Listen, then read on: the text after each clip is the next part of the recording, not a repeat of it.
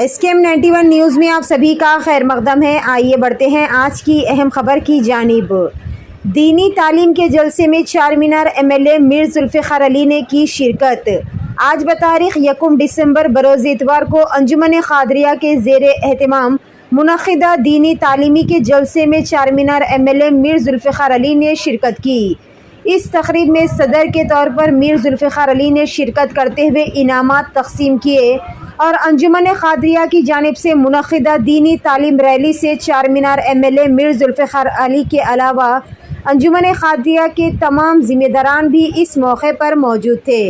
आइए देखते हैं इस खुसूस में वहाँ के चंद मनाजिर। पेश है हमारे नुमाइंदे रिपोर्टर शेख जहांगीर की ये खुसूसी रिपोर्ट। SKM 91 न्यूज़ के editor in chief Ishtiaq Ahmed के साथ हर ख़ास और अहम खबर को देखने के लिए आपके अपने न्यूज़ चैनल SKM 91 को लाइक करें, शेयर करें और फॉलो करना ना भूलें।